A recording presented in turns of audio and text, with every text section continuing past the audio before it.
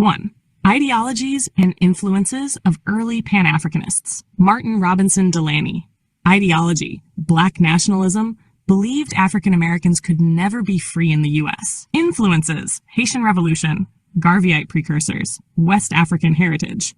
Views, advocated Black emigration to Africa or Central America to build a sovereign Black nation. Paul ideology, Christian Black separatism with a commercial outlook. Influences Quaker faith, African heritage, maritime background. Views advocated voluntary emigration and economic self-sufficiency for free Blacks. Richard Allen.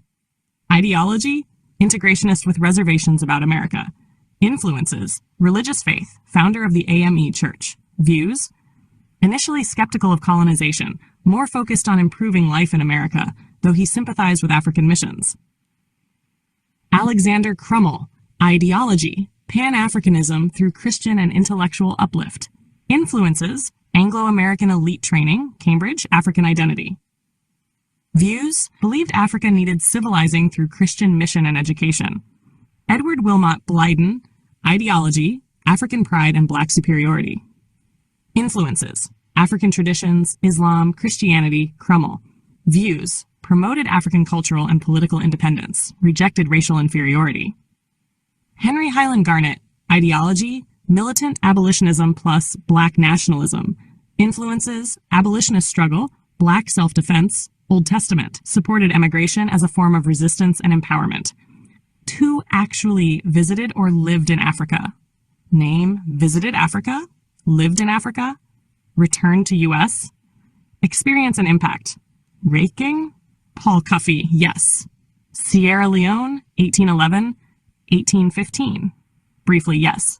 Promoted colonization, financed voyage of 38 Black Americans to Sierra Leone.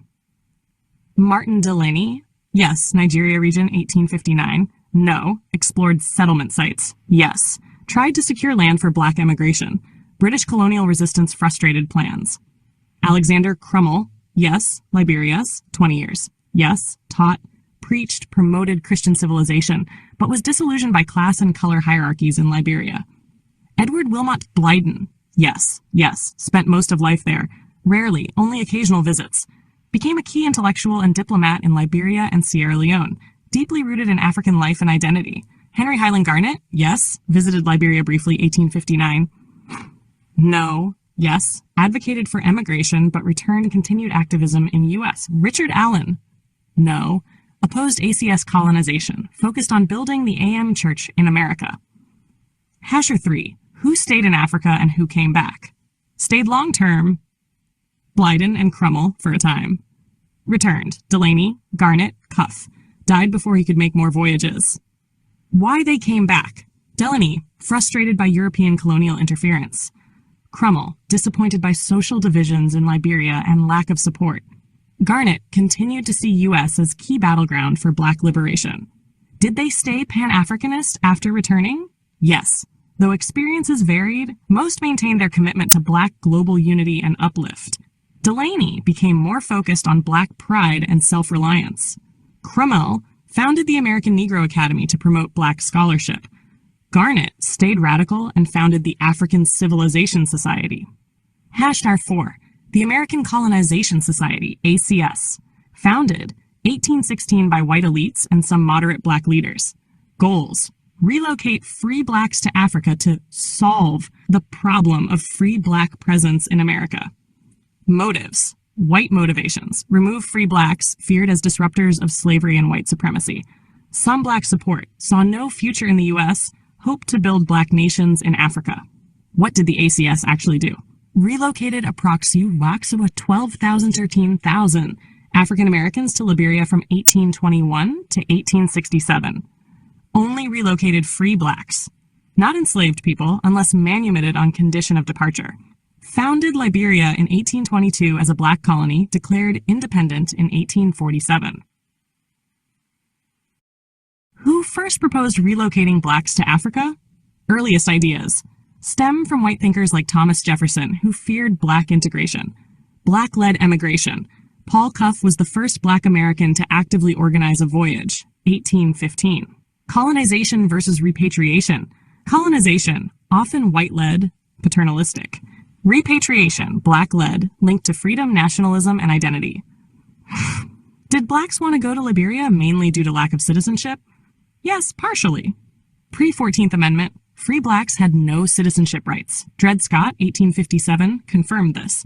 Liberia offered land, leadership, and autonomy denied in the U.S. Other motivations: escape racism and violence, spiritual or missionary goals, desire to reconnect with African heritage, frustration with U.S. political stagnation. Did white abolitionists free any enslaved blacks?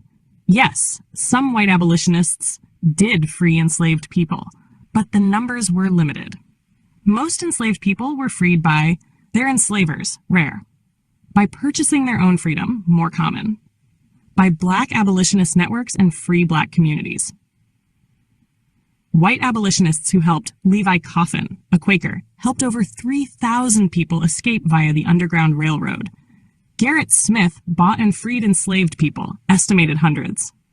John Brown, radical abolitionist, took up arms, Harper's Ferry, 1859.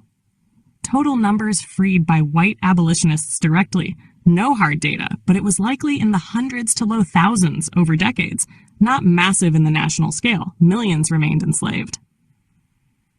What were white abolitionists best known for? They were best known for publishing anti-slavery newspapers, e.g. The Liberator by William Lloyd Garrison, forming abolitionist societies, e.g. American Anti-Slavery Society, petitioning Congress to end slavery in D.C. and stop expansion into new territories, supporting the Underground Railroad, fundraising for legal defenses, education, and resettlement of black people. Who did they help? Enslaved, free blacks, or both? Mostly enslaved people through advocacy and Underground Railroad efforts.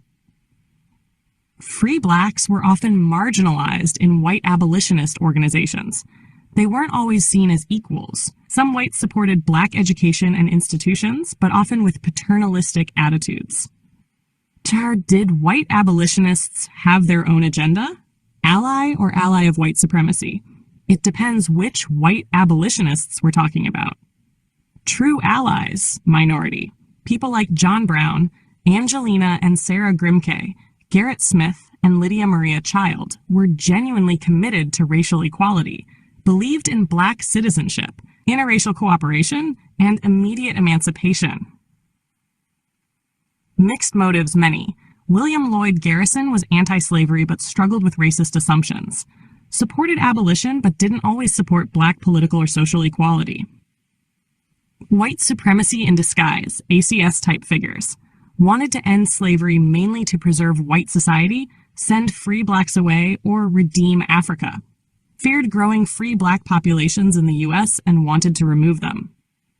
Did the ACS establish a colony in Liberia for free blacks? Yes. The ACS founded Liberia in 1822, specifically as a place to relocate free blacks.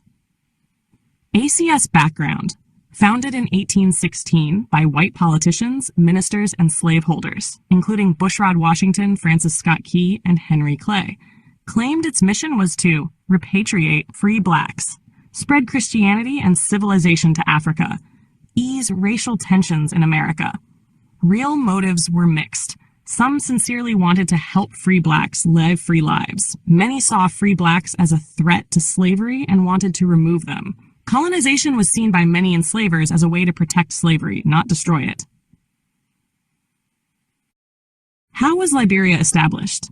1821, ACS negotiated with local African leaders for land, Cape Mesurado. 1822, sent first group of free blacks.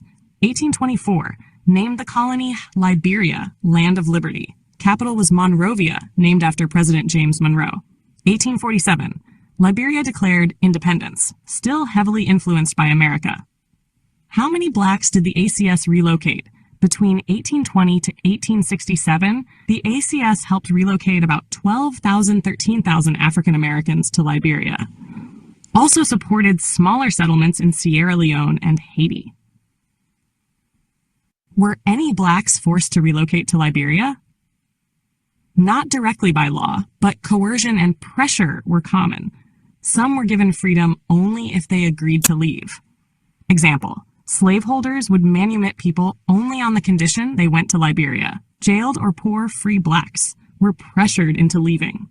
State and city officials encouraged or paid for colonization as a way to remove undesirable black populations. Many black leaders opposed this. Frederick Douglass called colonization a fraud and a slaveholder's scheme. Richard Allen and others held a convention in 1817 where many free blacks rejected colonization. David Walker, in his appeal, warned against leaving and urged black Americans to fight for freedom at home. Why did some blacks still choose to go? Denied U.S. citizenship. Pre-1868, constant racism, violence, and legal discrimination. Hope for land and autonomy, reconnecting with Africa, spreading Christianity and uplift.